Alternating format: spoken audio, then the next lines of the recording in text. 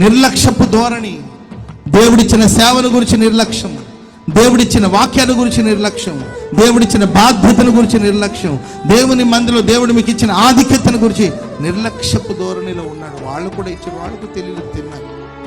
ఆ తర్వాత శత్రుల మధ్యలో కూర్చొని నేను ఒక పొడుపు కథ చెప్తాను మీకు, దాన్ని విప్పుతారా?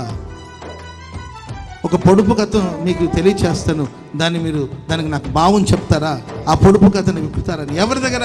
శత్రువుల మధ్యలో కూర్చొని. బైబిల్ ఏం చెప్తుంది? దుష్టుల ఆలోచన చెప్పున నడువక, పాపుల మారుగాన నిలువక, అపహాసకులు కూర్చుండే చోటున కూర్చుని. ఎవరి మధ్యలో నువ్వు కూర్చుంటున్నావు? ఒక విశ్వాసి సంతోషించవలసిన స్థలం ఎక్కడా? ఒక సేవకుడు సంతోషించవలసిన స్థలం ఎక్కడా? ఏ స్థలములో సంతోషించాలి? ఎవని యందు సంతోషించాలి? ఏ స్థలమందు మనం ఆనందించాలి? మనం ఆనందించడానికి కావలసింది ఏంటి?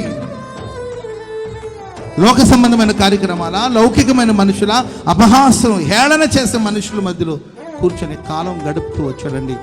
ప్రియులారా, యేసన్న గారు ఎప్పుడు చెప్పేవాడు, ఫ్యాన్ స్విచ్ ఆఫ్ చేసామనుకోండి, ఒక్కసారికి ఫ్యాన్ ఆగిపోతుందా? ఫ్యాన్ స్విచ్ ఆఫ్ చేయండి మీరు, ఒక్కసారికి ఆగిపోదు, స్లోగా ఆగిపోయి లాస్ట్కి ఎప్పటికో ఆ ఫ్యాను ఆగిపోతుంది.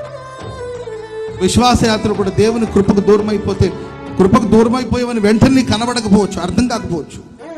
కాలక్రమేణం ఎప్పటికో నువ్వు తెలుసుకుంటావు. అప్పటికి జరగవలసిన నష్టాలని జరిగిపోయింటాయి.